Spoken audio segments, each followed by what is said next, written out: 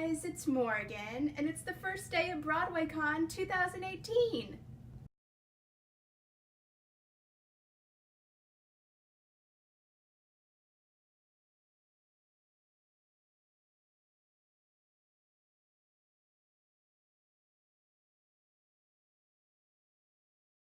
Okay, what's up guys? I'm Thane Jasperson.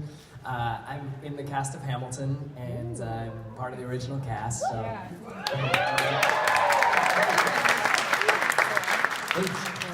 I've been with it, I've been with it for a long time, over 3 years, and I play Samuel Seabury.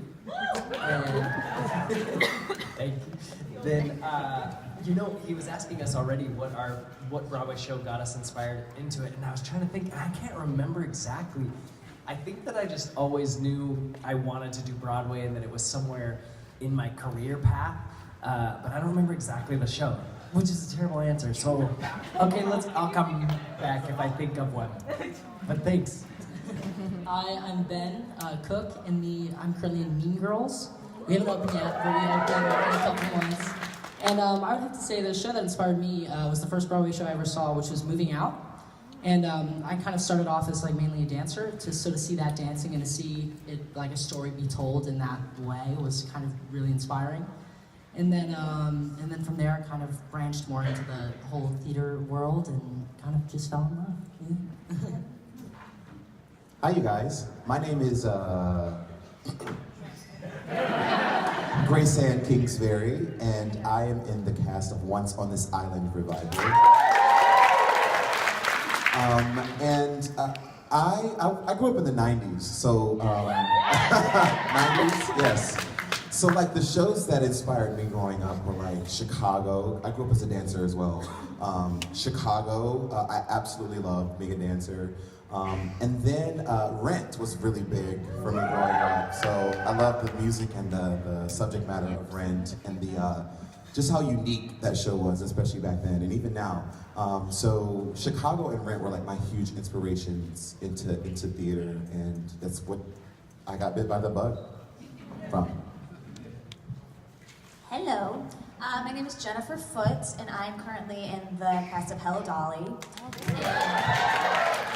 I could talk forever about the shows that inspired me as a kid, but the one that stands out to me is seeing the national tour. I also am old, and the one that stands out to me is seeing the national tour of Starlight Express. That's when I knew I have got to do this, and so I'm so thankful for like tours that came through California, that where I'm from, to see these things, because I was so inspired by all those shows for people who can't get to Broadway.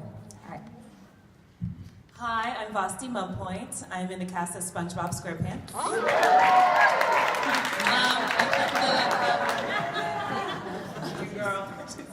I think the show that inspired, and it was not the show, I actually didn't get into theater until I was older, but the movies were Annie and Singing in the Rain. Love it. So in the early 90s, I had the incredible privilege of working with Larry Kramer, and I don't know, there's such an age range in this room.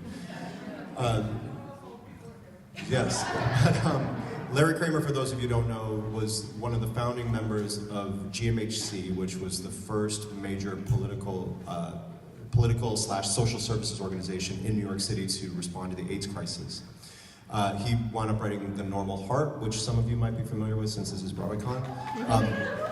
But he had written a sequel to that called The Destiny of Me, and I was a part of it. I did a reading of it, and then I replaced John Cameron Mitchell in it in its run off Broadway. So I was in my early 20s, and it was a galvanizing experience to be around this man who had literally changed the face of what it meant to be a gay man living with AIDS in New York City. And it was one person, this phrase, wasn't it Gandhi who did say one man can change the world, or something like that? And if you change one life, you change the world entire. I might be misquoting it slightly, but he was just such an example of that.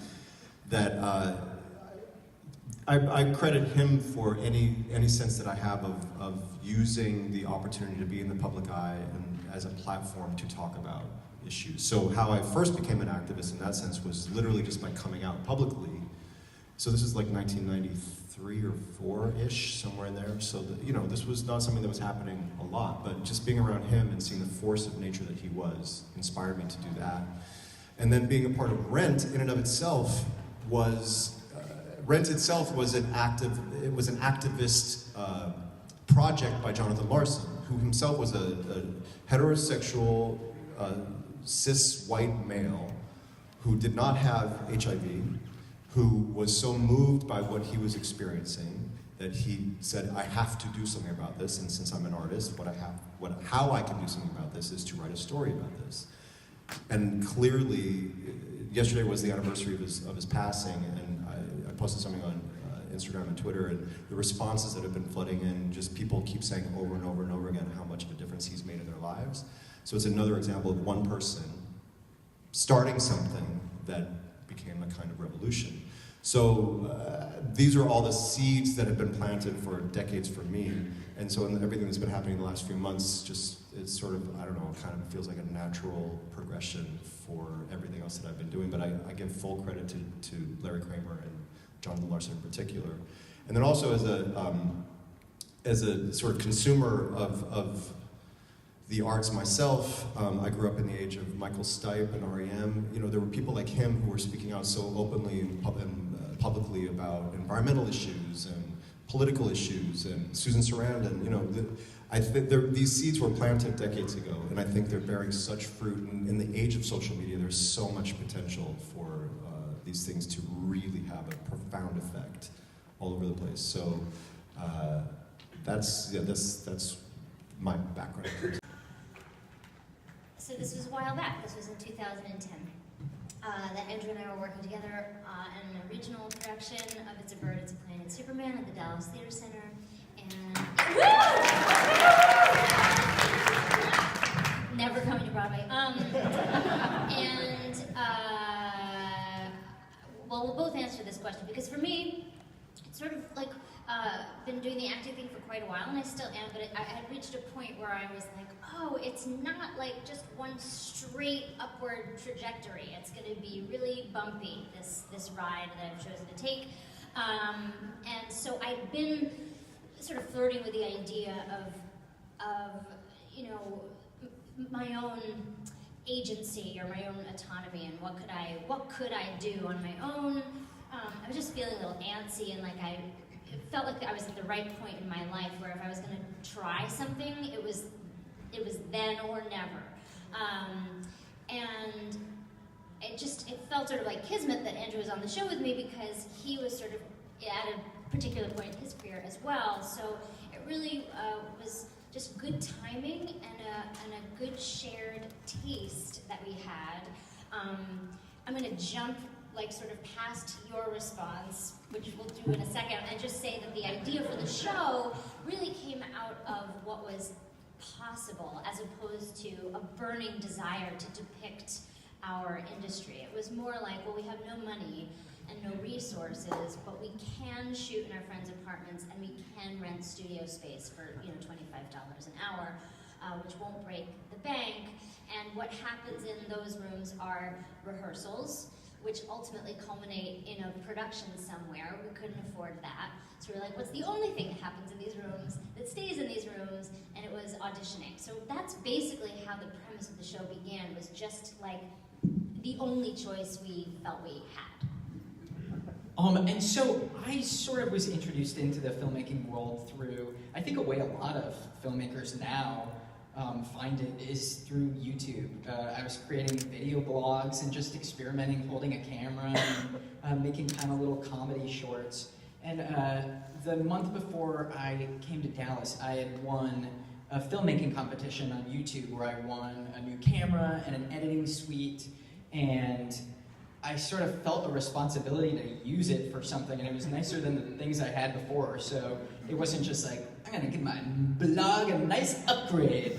And it really was meeting Kate and both of us watching a new musical sort of be created around us and sharing like really similar taste on what things in the rehearsal room kind of made us giggle, what things we thought were kind of bad, and what things were just absurd about our business. And it just felt like very fertile ground to write a comedy. I feel like so often people, their introduction to like the musical theater world is like backstage drama, kind of like all about-y, very dramatic. But I think both Kate and I had the sensibility that it is far more hilarious and embarrassing than any of those kind of like gritty things. Yeah, so that's about it. I'll pass it on.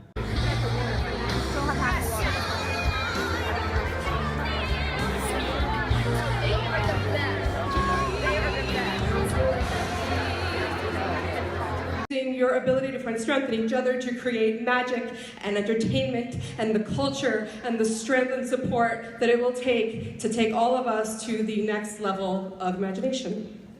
And speaking of magic, there's a certain show we learned it's the 30th birthday today, 30 years ago today. A certain show opened on the Broadway stage, and we would like to celebrate the birthday of a certain someone that you will know and recognize.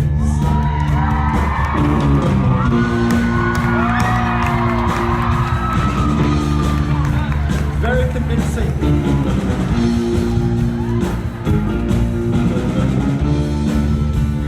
Very convincing. I'm frightened. I'm frightened that you're gonna stalk a lady. So here we have a birthday cake for the Phantom of the Opera! Happy to you.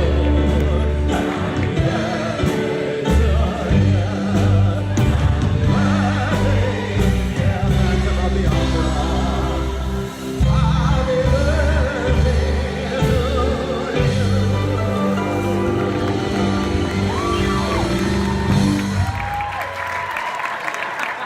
As long as I got a job, you got a job. Hi, everybody. I met Lynn in December of 2002, which is a long time ago. Fully recognizing that some of you in this room were born when that happened. Wow. In the basement of the drama bookshop. Yeah. He was downstairs playing something on the piano, and Thomas Cale was there, and Bill Sherman was there, and we met, and he handed me some lyrics. He was like, "Hey, learn this rap." That's a good Lynn, isn't it? So I went up the octave. Hey. So I learned this rap with him, and I was like, oh wow, there's somebody writing a musical with rap in it. I'm there. Yeah. And then we did a show. Then we did another show. Wait a minute, slow down. Several things happened from reading to stage reading. Jesus Christ, it was a lot. Yeah, it was a long time ago. I met my wife doing. Who introduced you to your wife? What? Who was Cupid in that situation? Everybody in the Heights. Starting with this one right here. She's like, ooh, I think you like her. I'm gonna help you. And she did. There's a wonderful series on City Center in the heart of New York City. The beautiful City Center Theater, and it is the Encore series. And at that time, it was only a few years old, this series, and they were staged musicals of lightly staged readings of musicals that had not been done for a long time or had not been revived. People didn't usually do them. And so they did Pal Joey the year before, different things that, were really terrific shows, and so Chicago was one of them, and we played for one weekend in May in 1996, and it was an Encore's production. We held our scripts. There were big microphones at the end of right across the footlights, and we put our scripts down to dance, but we held on to them, 6 merry murderesses with scripts in our laps. And, I was mentioning, in the hands of a very clever director, Walter Bobby, he had us all sitting there in our chairs, and we all turned the page at the same time. And it was a wonderful production, very, very spare set, pretty much what you see on Broadway now. I think we added 2 elements to it. The costumes were very much the same. They were made beautiful and even more appropriate by William. And there was that rumor, because it was so beautifully received there, and the roof kept coming off of the theater, everybody loved the show. We didn't have to step out on stage. They just loved that show. And so the rumors, of course, started, we're going to Broadway, we're going to Broadway. And there's a saying I learned many years ago, which was, I'll believe we're going to Broadway when I see the closing notice. And it actually happened this time, and it went to Broadway. I think how did this project originally come into your life? Talk about how you originally got involved with Frozen. Well, before I say anything, I just want to thank everybody for coming out in this very, very cold weather to be here tonight.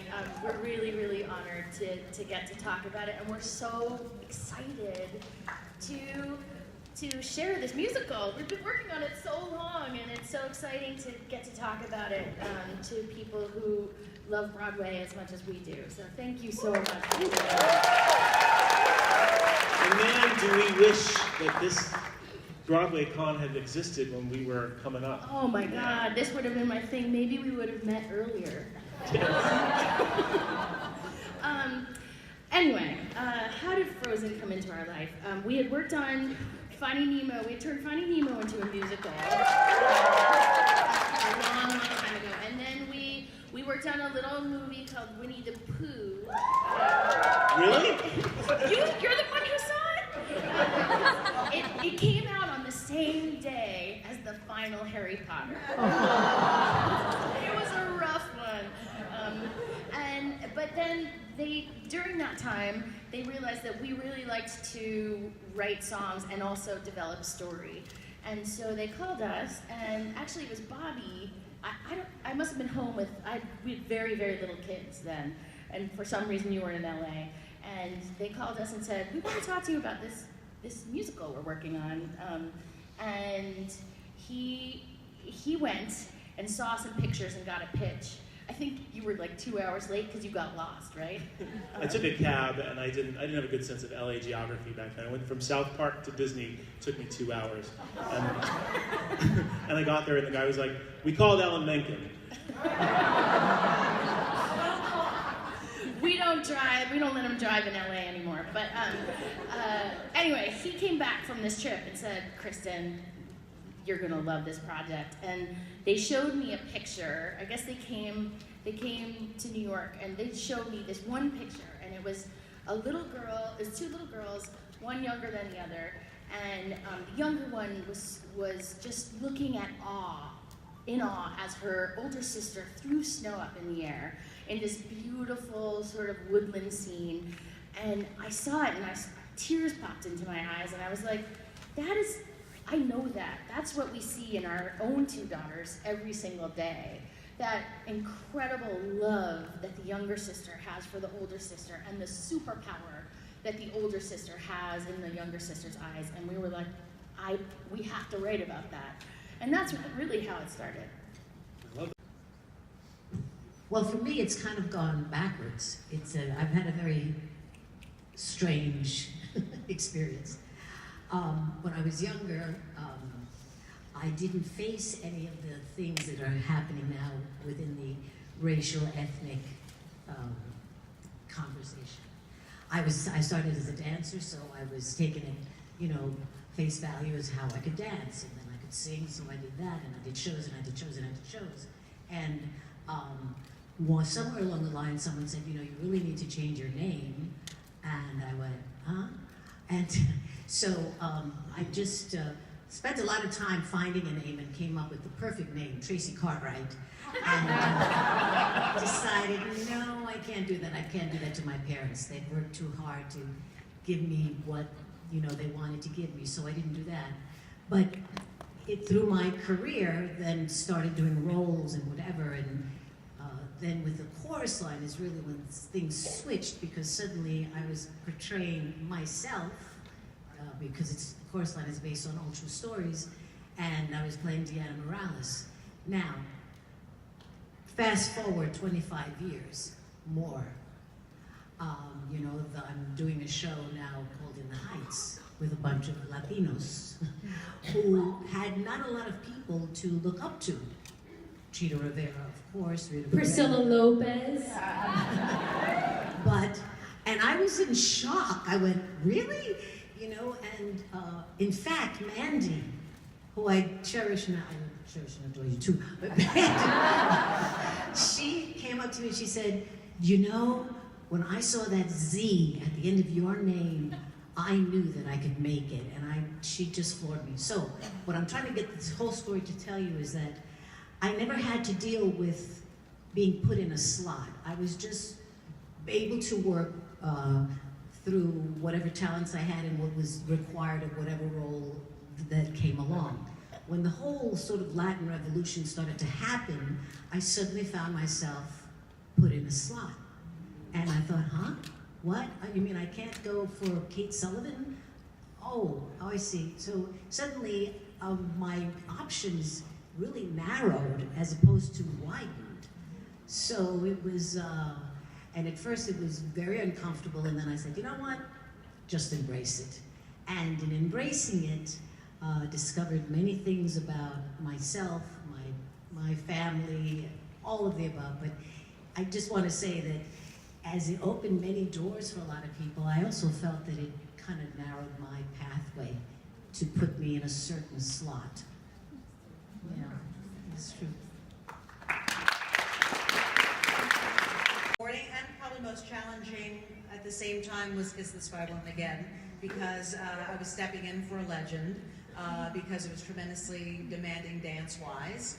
I was also, I had my third child recently. I was still nursing. He was still a year old, so I would do like 8 shows a week and then nurse at 2 in the morning. So hard, when I got home after kicking it. And but again, it was so thrilling. In terms of challenging, it was challenging, yes, but I'd say the most petrified I was when I did a trip to Banffle with Cicely Tyson. Not that she petrified me, although she did sometimes. But as Jessie Mae Watts, my dialogue kind of drove the whole first act. And I had to do it all and memorize it all, and it was terrifying. Because again, her dialogue was the engine that kind of drove everything, and just memorizing all that stuff and being on point was a challenge. But I love that she's a legend. She's 90 plus, she's still kicking it, and what an honor to share 8 shows a week with Miss Cicely Tyson. It was unbelievable.